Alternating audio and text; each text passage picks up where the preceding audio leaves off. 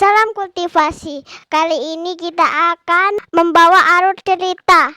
Kita langsung saja menuju ke videonya. Mari kita lanjutkan kembali alur manhwa kita. Meskipun belum banyak yang nonton, tapi Mimin usahakan terus update. Terima kasih untuk yang sudah subscribe. Bagi yang belum, silahkan di subscribe biar kultivator di dunia modern terus bertambah. Tak perlu berlama-lama lagi, kita langsung saja ke alur ceritanya. Let's enjoy.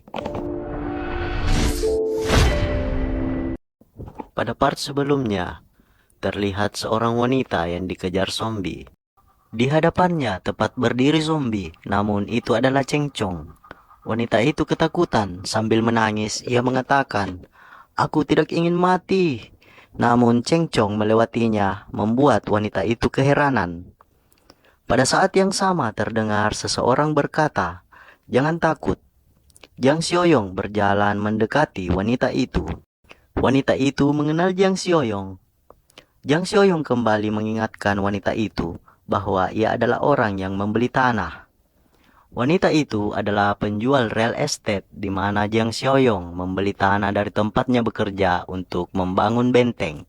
Jiang Xiaoyong kembali mengingat nama wanita itu adalah Ning Wangwan. Ning Wanwan sedikit tidak peduli pada apa yang dikatakan oleh Jiang Xiaoyong. Ia berkata, "Ada monster, cepat lari." Namun Jiang Xiaoyong menenangkan Ning Wangwan. "Tidak apa-apa, monster itu sudah diurus." Ning Wanwan berbalik dan melihat zombie itu telah dicekal oleh zombie yang merupakan Cheng Chong. "Kau akan mengambil semuanya," ucap monster zombie itu pada Cheng Chong. Jiang Xiaoyong menanyakan pada Cheng Chong apa dia bisa menanganinya sendiri. Cheng Chong berkata, "Akan kucoba." Monster itu menyeringai, bergerak maju ke arah Cheng Chong. "Pertama kali bertemu dengan orang yang sama denganku," ucapnya sambil tertawa, lidahnya menjulur. Lalu dengan kedua cakar yang tajam di tangannya, monster itu melompat menyerang Cheng Chong. Namun tanpa kesusahan, Cheng Chong berhasil menghindarinya. "Aku bertanya-tanya, apa memakan sejenis akan mempercepat evolusiku?" ucap monster itu sambil tertawa licik dan kembali melancarkan serangannya pada Cheng Chong. Namun Cheng Chong melompat dan memberikan perlawanan. Monster itu mendapatkan pukulan dari Cheng Chong. Kepalanya terbentur lantai dengan keras. "Bajingan, kau cukup kuat," ucap monster itu. Cheng Chong kembali memberikan tendangan pada monster itu.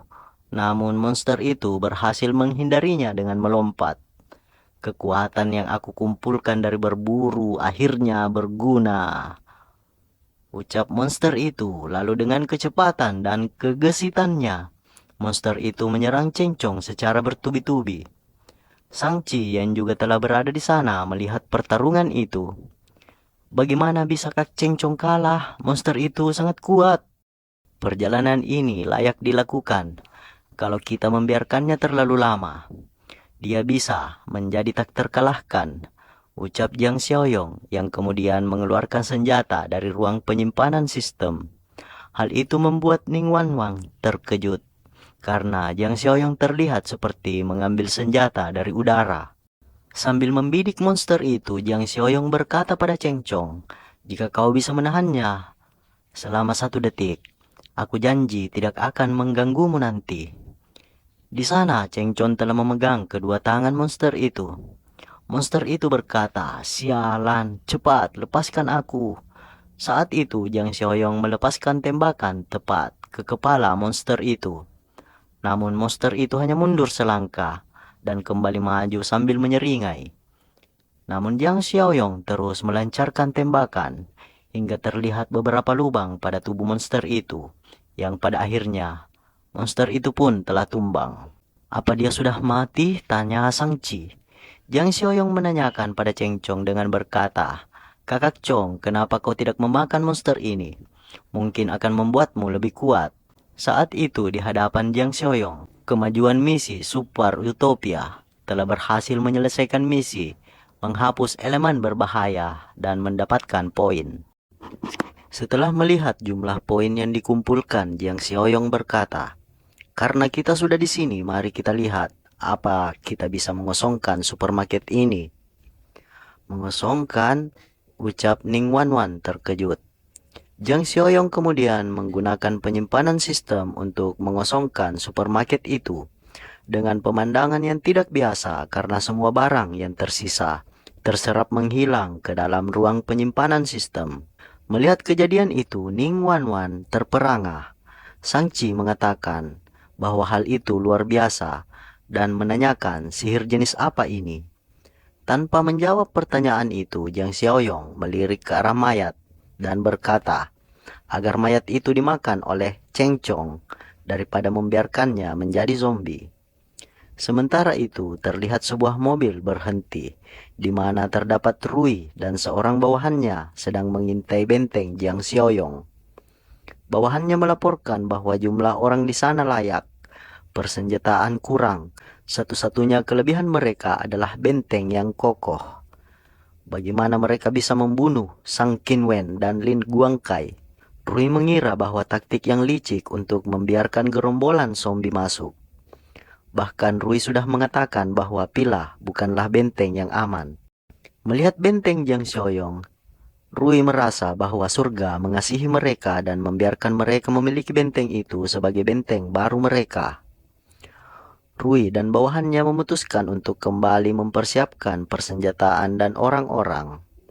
Jiang Xiaoyong, Sang Chi, dan Ning Wanwan juga sedang dalam perjalanan kembali ke benteng dengan mengendarai mobil sedan.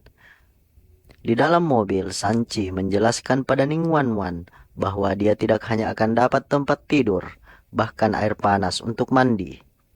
Saat itu, mobil yang dikendarai oleh Rui berpapasan dengan mobil mereka, di mana Sang Chi bersiap dengan senjatanya kalau-kalau akan terjadi bentrok. Namun mobil mereka hanya saling melewati. Ketika mobil mereka berpapasan, sistem kembali memberikan misi baru, Penjahat Nemesis Volume 1. Syarat misi adalah menolak invasi.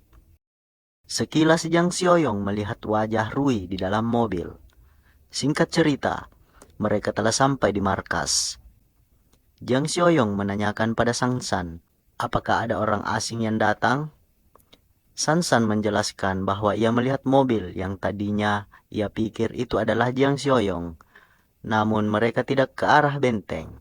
San San menanyakan apakah ada yang salah? Jiang Xiaoyong kemudian meminta San San untuk memanggil Paman Sengbo, Kapten Li dan yang lainnya untuk mengumumkan sesuatu.